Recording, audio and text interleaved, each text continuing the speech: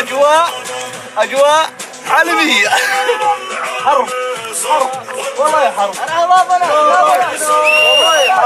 حرب يعني وإحنا ما دخلنا بالحرب يعني.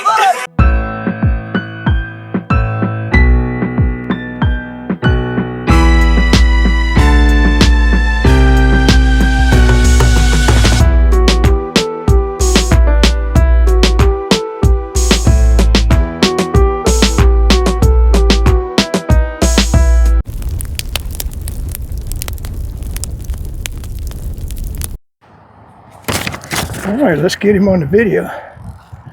Can't see because of the sunlight. I think I got him centered in here. He's coming right at me. Let's just stand here for a second. We don't want to scare him off. Good way to start the video. Aren't they cute little guys? I love turtles, man. I think I used to have a... There he is. Okay, I can see him now. Boy, he just keeps coming right at me. Normally they get real shy. All right, well, I guess that's enough view of the turtle. Well, I don't know, he just keeps coming my way. Let's just keep getting him. That is so cool. All right, we're gonna scare him now. I gotta move. Watching the world burn, watching the world burn. July 19th, 2026. Let's get into it. I wanted to get out in the forest and get you some good nature. At least we got the turtle up front. Unfortunately, the weather forecast, 100% chance of rain. I don't see a rain cloud anywhere. Must be great to be a weatherman. You can just be wrong about everything and keep your job. But I was scared to get out in the forest with the forecast like that. Anyway, just crying on your shoulder for 1 second. So we're doing a little hike around my community. This is a little nature area in front. Surprises me all the time. There's never anybody in here hiking. They all just hike around the neighborhood on the asphalt. I'd much rather be in here. I mean, it's kind of a nature area. Anyway, and they cut it down for you to hike on the trail. Today we're gonna kind of do a different type of video. I wanted to talk about morals for a minute because I stole his entire video. When I say stole, I always give attribution. Daniel Davis Deep Dive, one of the best channels on YouTube. I don't even know how he has time to put up all the material he does, but he's always got a lot of good video, a lot of good information. I highly encourage you to go over to watch his channel. And the reason why I wanted to say all that was because I stole one of his videos because it was so good. I said, man, I got to put that in one of my videos. So we're going to play that at the end of this video. But I wanted to get on to morals for 1 second because I don't understand the American people, and I certainly don't understand the military of today. You know, I would think that the American people would be just up in arms. You know, we've got Americans dying for Israel now on all those bases over in the Middle East. I don't even hear an outcry. I don't even see a protest anywhere. I mean, maybe there have been. I follow the news pretty closely. You know, what happened to the days of the Vietnam War? When people, what was it, like 500,000 people marched on Washington, D.C. about the Vietnam War? You'd think people would care. You know, they're going to care eventually. It's in the pocketbooks. Right now, the estimate is $100 billion. Now, that figure varies widely on what we've spent on the war with Iran so far. Some people say it could reach upwards of $1 trillion. Imagine how much we could have helped the American people rebuild our roads, you know, fill in some potholes, maybe put up some low-cost housing with $1 trillion. I don't know. You tell me. And of course, then we wouldn't have a bunch of dead Americans that nobody cares about. And the reason I think that nobody cares, and I just point this out, I mean, Colonel McGregor talks about this all the time too. Less than 1% of the U.S. population ever serves in the military. So a few dead Marines or dead Army people, maybe even a pilot or two, really just doesn't affect the mindset of the American people. I mean, after all, that's what you signed up for. It's kind of like McGregor said. He was over and General was crying about the fact that, you know, they were getting shot at or something. And one of the sergeants looked up at him and said, well, sir, we kind of knew that was part of the job. I mean, we just signed up for the military, but I always wanted to serve in a moral military, okay? I never wanted to serve in a military that would hit fishing boats off the coast of Venezuela. Or let's bomb a little girls' school. Day one of the Iran war, killing 160 little girls. Let's blow up a gym. I was in my last video where they, were playing soccer. I don't know how many people we killed there. Let's bomb Iran's bridges. How's that helping the war effort? Oh, they're saying that that'll hurt logistics. Yeah, bull crap. They'll just go around those bridges because it's dry season right now. No, that's going to affect them if they can't get it back up during the wet season. But, how does that serve the war? And then I saw that we supposedly just hit a nuclear power plant in Iran. You think Iran's not going to retaliate? I got a whole bunch of footage that I was going to put in the next video, but I'm just going to put it here. This is going to be a montage. It's going to be tough to sit through if you're watching this video, but let's watch a bunch of destruction taking place in the Middle East right now.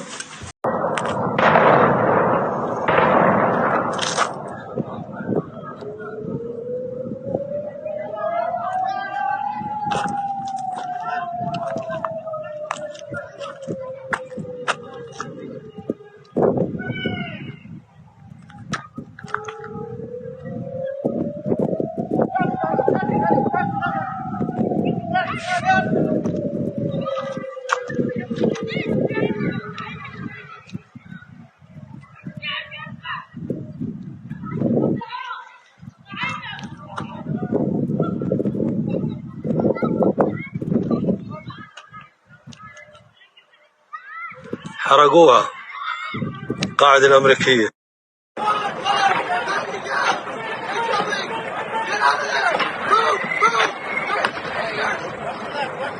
They're everywhere! They're sweeping the whole base!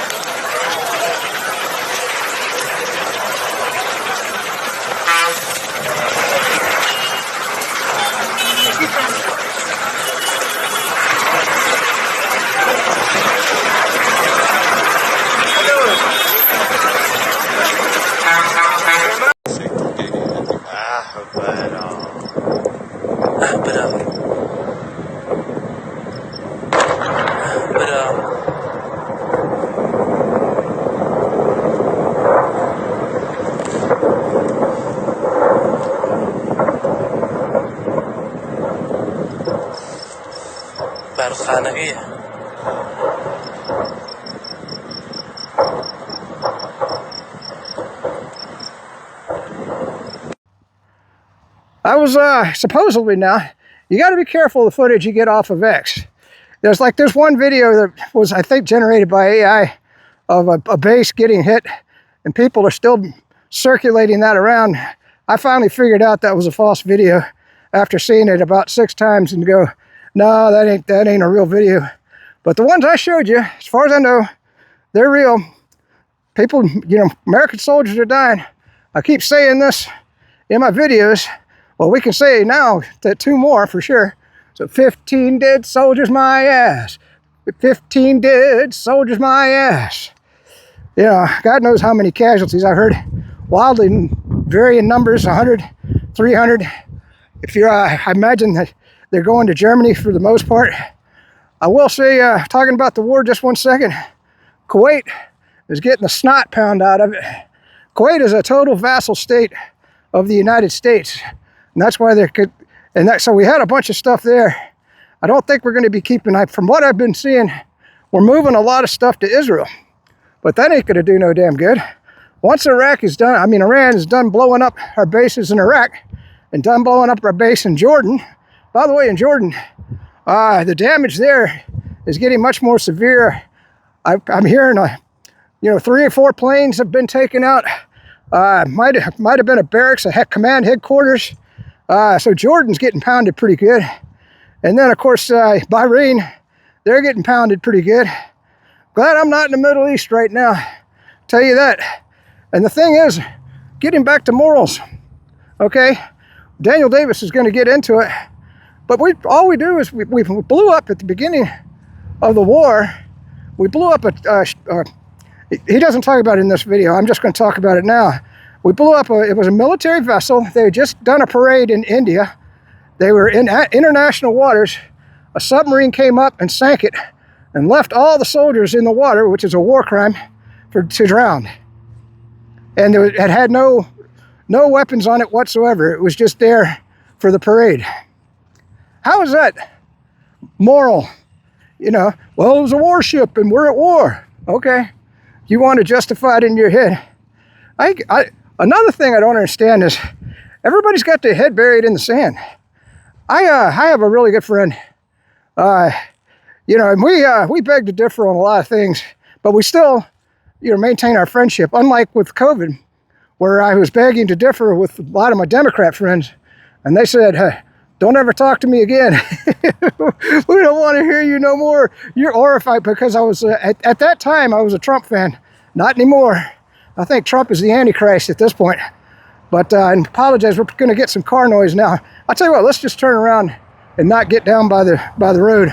Like I said, it's a little short trail in my community. But, so how is that moral? What else have we hit in Iran? Besides, we hit their water desalination. I think 10,000 people without water in Iran. So Iran turned around and they hit the desalination. I think it was in Kuwait. Yeah, it was Kuwait. So the only thing I can think of is Trump wants to destroy the Middle East. And then the thing that gets me is who are the people in the military that are following these orders? Okay, you want me to go in? Well, of course, they're saying we're going to take Cargill, and we talked about that in the last video. That's impossible. But anyway, I just wanted to give you an example. As a Marine, back when I was in, if you ordered me to attack Cargill and the enemy was there, and I believe that they were evil. By the way, I don't consider the Iranian. That was another thing, my buddy, because I was telling him about Nima. If you ever watch Dialogue Works on YouTube, that's a really good show too.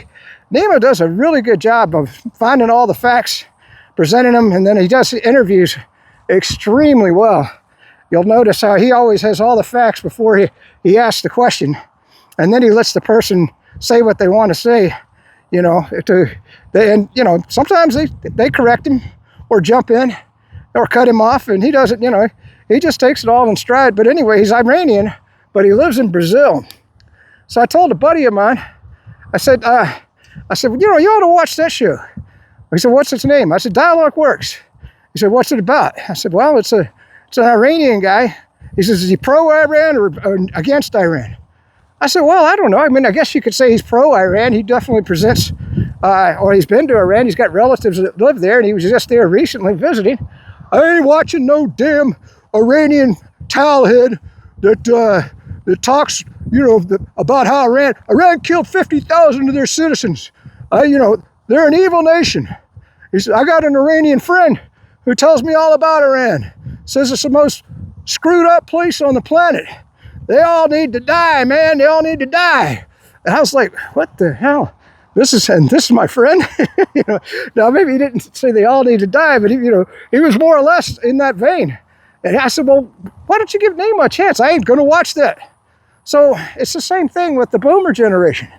All they watch is the damn stupid legacy, I call it legacy media or mockingbird media or whatever. And all the media does is regurgitate what the FBI tells them to say. Yet, most of our older population, now remember, I'm old. I don't watch that. I haven't watched mainstream media, and God knows, other than maybe a clip here and there, it's just nothing of value on there at all, except lies or the stuff, the government propaganda. I mean, we're the most propagandized planet on the face of the earth. So, what other moral crimes? Well, anyway, let's talk about this debt for just 1 second, and we're going to get into that in the next video. We're at $40 trillion in debt. We're spending $1 more trillion on a war in Iran, and Daniel Davis, he just put up a video today, and he was talking about the fact that this is all going to blow back on you and me. That most of the wealth in the country is concentrated in the oligarchs. In fact, they said it's the biggest disparity between the super wealthy and your average person that has ever existed probably in the history of the world. You know, you got Elon Musk up there as a trillionaire, you know, whereas most of our country lives in poverty for the most part. And he was saying, you know, once we bankrupt as a nation, that's going to blow back on you and me. And Chris Martenson, who will be in the next video, and I take him at his word. He's an authority on this. I'm not. But he's saying that the strategic oil reserve is at the lowest level it's been since 1983, or strategic petroleum reserve. I always get that wrong. And that we're going to run out. I thought it was supposed to have already run out, but maybe within a week or a month, who knows? And that we're going to see gas prices soar. And the thing that gets me is nobody cares. I mean, when you're paying $10 a gallon gas, are you going to care then? When your groceries double, triple, quadruple in price, are you going to care then? Well, guess what? It's too late at that point. And when the bond market goes crazy and we can't pay our debts, what are we going to do then? All right, I don't want to be all negative here. We'll wrap the video up right there for the most part. I'll put everything else that we didn't talk about in the next video. Oh, by the way, hit that like button and subscribe. You know, I am the Burn channel on Rumble and BitChute. I'm the Burn Report on YouTube and Telegram, the Burn Report. And then, of course, I'm at that CyberSec guy on X. And that's all the platforms that I post on at the moment. Hey, you know what? Let's put this in this video real quick. Let me get back to the video studio. Oh my God. You know, because I am that cybersecurity guy on YouTube, and I do still post all my videos there. Watching the world burn is the category, if you ever want to watch them there. But anyway, I wanted to tell you the latest on the video studio. So everything is set, the discs are mounted, all the hardware works, everything's hooked up. I've started installing the software.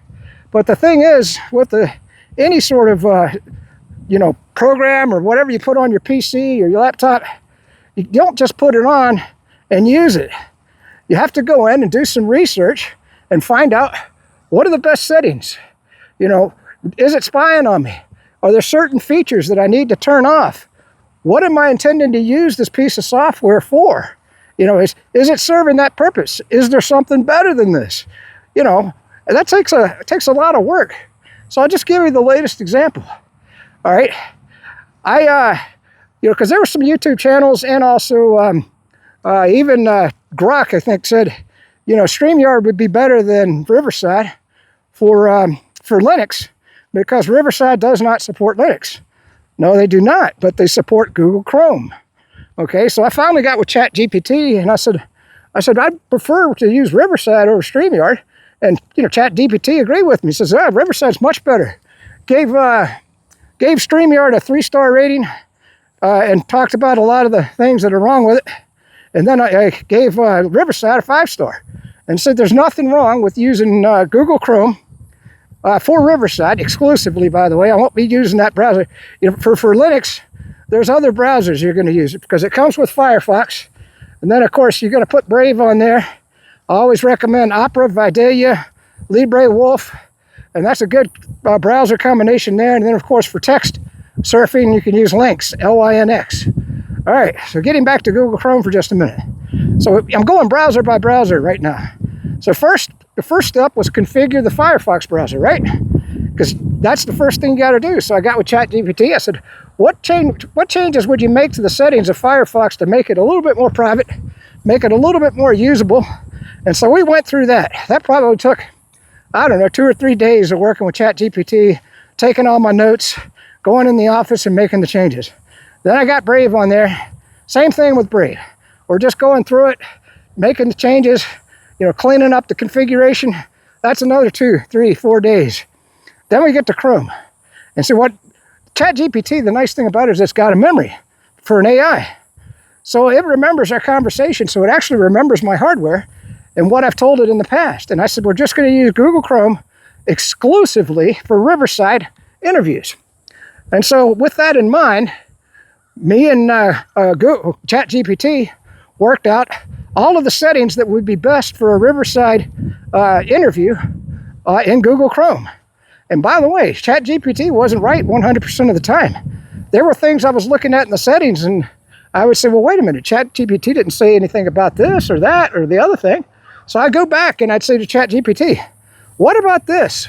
Like at first it was recommending that we block all third-party cookies. Or no, leave that unblocked. I didn't agree with that. I was like, no, I think we should block. He said, but the reason was it might affect the Riverside being able to conduct an interview, because if you're blocking the third-party cookies, that might block something that Riverside needs. So, but there's also in there, underneath it, you can open up a website to third-party cookies. You could say, except for this website. So I went back to ChatGPT. I said, look, why can't we block the third-party cookies, and then also we'll add Riverside into allow for third-party cookies, and that way just Riverside, because I'm not using it for any other websites, could still use the third-party cookies. And ChatGPT goes, you know what, you're right. That is a much better way and a much more private solution. Yeah, go that route, except, and then of course if it causes you problems, go back to unblocking. But for now, I think you got it. You nailed it. You're smarter than I am, that cybersecurity guy. So you see how you got to use AIs? All right, let's cut the video off right there. I know I got a little long-winded. We're going to put Daniel Davis Deep Dive next. Enjoy. Peace out. Stay free. Stay frosty. Well, maybe the weather dude wasn't completely wrong. Heard a loud clap of thunder, so I worked my way on back to the house here. The wind picked up, and then nothing. It's hitting the sky on here. So you guys weed eating right next to it. Look at the sky over here. This is what it looked like when I started to hike. Oh well, maybe the weather dude might be right after all. I'll be back at my house soon.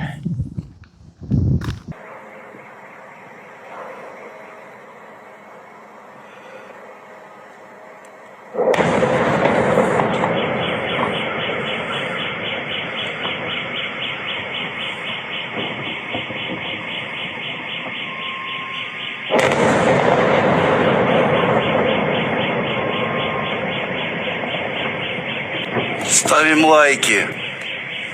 Подписываемся. For the third time in one day, the United States Central Command has launched attacks against Iranian targets. One was early this morning, one was this afternoon about 4 p.m. when it was announced, and then another one about 9 p.m. tonight. We have these announcements. Now, that by itself is not news. We've been doing this for a while. President Trump earlier today said he was going to do that. He said there's going to be some more tomorrow and there's going to be some more next week. So the fact that it happened is not a surprise.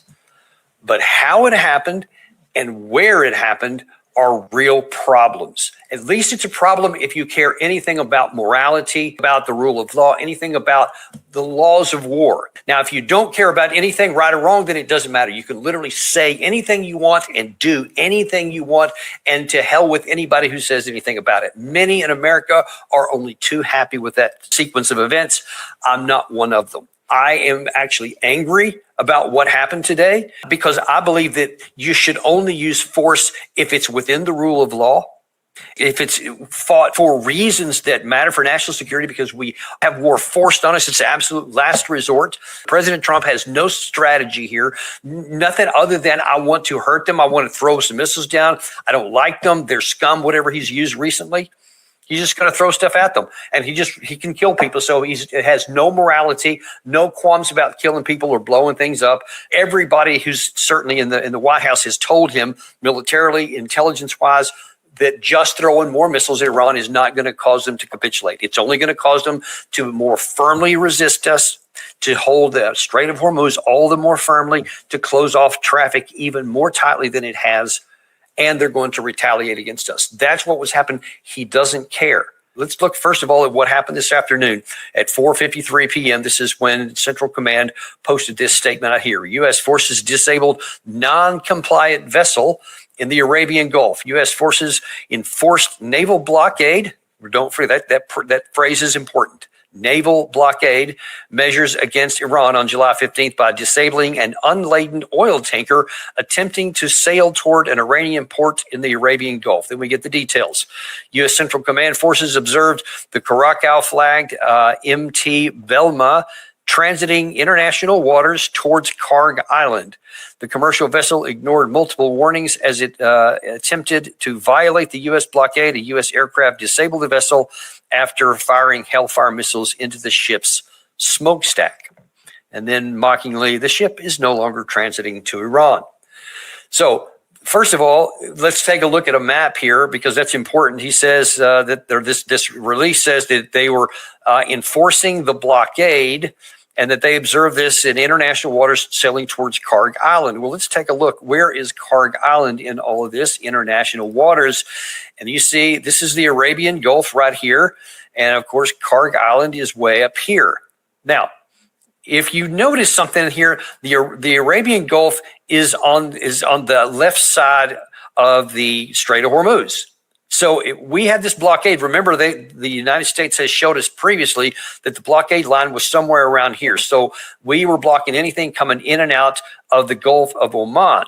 That's where we were before. Now then, though, this is not a blockade. They can sail around here all day long. That's not going to get out. So it doesn't matter if they're transiting inside the Arabian Gulf or going to Karg Island or anywhere else for that matter, because they can't get out. So here's the blockade line. So you're not blockading anything. You just decided to go after this civilian tanker that was headed towards Karg Island.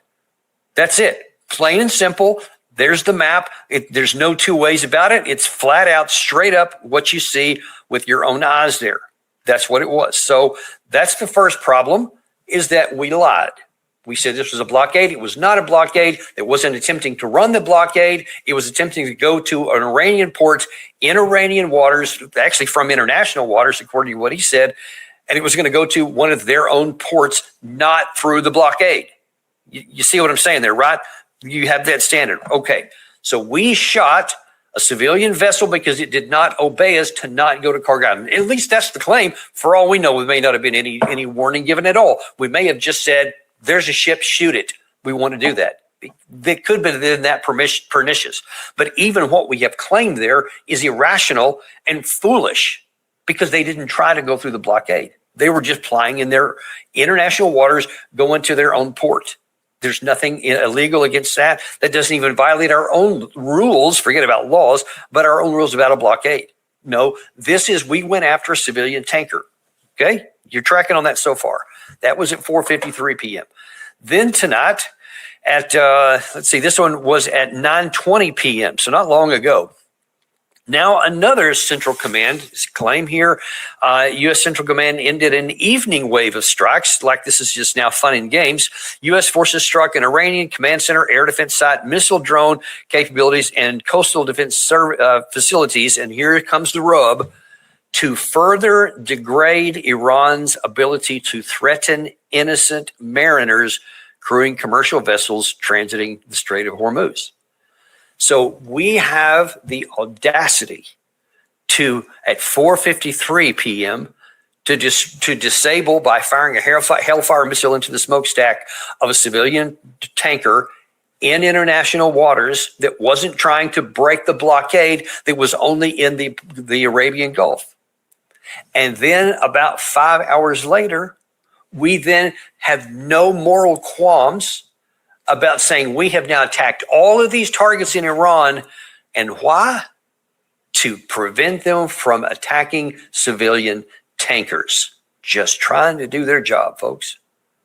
I mean, does Central Command not understand that people read their ex posts and their public statements?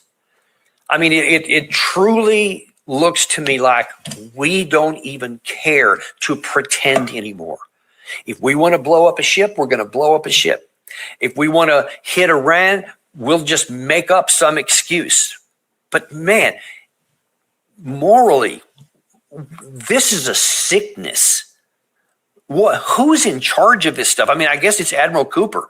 I can only assume that there's something wrong with this man morally. That you don't even have the audacity, you don't even have the common decency or the common sense even to make up different justifications. I mean, you're not even a good liar. You claim that they were breaking a blockade, and I showed you on the map, they weren't breaking the blockade. They weren't even close to the Strait of Hormuz, much less trying to break your blockade. They were in their own territory. They were in international waters when it was hit, and they were headed toward their waters anyway. And then you use that same justification to say, I attacked Iran because to prevent them from attacking civilian tankers, which we had just done 5 hours earlier. What is wrong with us, man? America used to call themselves the indispensable nation.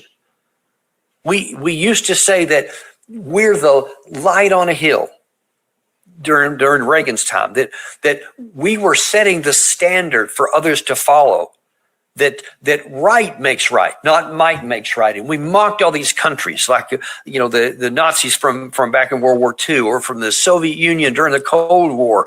Those are the kind of North Korea. They're the ones that are trying to use force to compel others to do what they want. And now here we're doing the same thing. And it was earlier today, I also put out on social media, on my X account, that there's growing signs that we may be getting closer to attacking Cuba. And there is no justification of any sort. I mean, so far I haven't even seen them making up something. But you don't have to. You just look at a map and you can know that Cuba is a tiny little dot in the water out in the Caribbean Sea. It poses no threat to anyone. In 1962, it did. Because the Soviets were putting potential, or not potential, that they had put nuclear missiles on there. That was a big deal. We needed to be concerned about that. Those days are long gone. That was. According to these two investment legends who picked NVIDIA 10 years ago, Elon Musk is about to open America's last retirement window. They are predicting that by the last century. Now then, they can barely keep the lights on, and we're doing whatever we can to even harm that. And even that's not enough. And now we're thinking about using what we claim is the most powerful military in the history of the world, and certainly everywhere else. According to Mike Johnson, no one else is even close. And then now you want to bully what is probably the weakest, maybe one of the weakest nations on the planet. And you're actually talking about using, I think, the 101st Airborne, 82nd Airborne, a lot of air mobile, air defense, airborne troops, et cetera. It doesn't matter what, any kind of force. And we're talking about going after them. It is pathetic. It is humiliating. It is shameful to the highest degree. I served 21 years in the armed services, and I did so, and I volunteered to defend my country because I love America. I love the people here. I love the morality that we at least aspire to, knowing that we had failed so many times, knowing that we came short in so many ways. But most of the people I served with, and at least ostensibly at the government level, we sought to do the right thing, even if it was imperfect, or sometimes even behind the scenes we were doing different things. But we put on a face, and we did try. And in many cases, we did put effort in there. I certainly did. Most of the people I served with did as well. But now our government leaders, the Pentagon leaders, the uniforms, the secretary, the president of the United States are mocking us. They're mocking us who wanted to do the right things for the right reasons in the right way, to only use military force when it was necessary for our national defense. And then we sought to defend the defenseless. We wanted to elevate and help out those who were too powerless to do anything else, to stand against tyranny and all that kind of stuff. Remember those things we used to say? A force for good. You remember that used to be the motto of the Navy, a force for good. And now look at us. Now we're an instrument of violence against and using it to kick little guys. The very people we used to want to lift up and to raise up and to help. Now we're kicking them. And we're throwing mud and dirt in the face of people like me who are still in the service. There's millions, hundreds of thousands, I'm sure, of people who still serve for the right reasons and are probably shamed because of what we're doing. It's making a mockery of our country. It's making a mockery of the armed forces. It's making a mockery of the name of the United States of America. I'm tired of it. I'm tired of it. I don't know what we can do about this right now, but the very least I can do is make these kinds of videos so you're aware of the grotesque double standard and the absolute amorality of what our senior leaders are doing in our name. I look at the shirt I'm even wearing right now. I proudly wear this flag. I've loved this country. I've loved what it stands for. I love the people of it. I put my life on the line through 4 combat deployments. I wouldn't hesitate to do it again if it was necessary for our security. But I will be damned if I'm going to give even verbal consent or even passive support to what we're doing now. It is un-American. It is illegal. It is unethical. It is immoral what they're doing to our country. And more people need to stand up and make their voice heard as well. Whatever you can do on social media, X, Facebook, Instagram, TikTok, whatever. Do whatever you can. Send a letter, pick up the phone and call your representatives. I don't care. Do everything that you can if you find this is reprehensible and immoral as I do, and humiliating and shameful. It is time to stop this madness before we eventually get ourselves into a war that not just that we can't win, but that we will lose and that we should never have fought. This is already in that category of a war we should never have fought.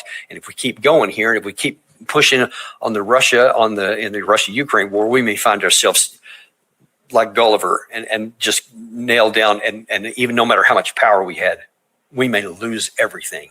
This kind of mentality at the top, this kind of mockery of the rule of law, this kind of mockery of our troops, mockery of the name of America, it's going to get us there unless we, the people, do something about it. Thanks a lot, folks. I appreciate you listening tonight. Talk to you later.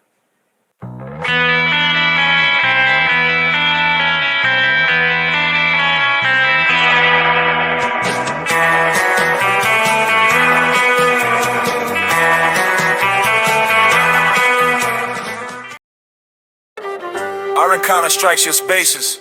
That's the headline tonight. Oil prices surge. The whole world watching the fight.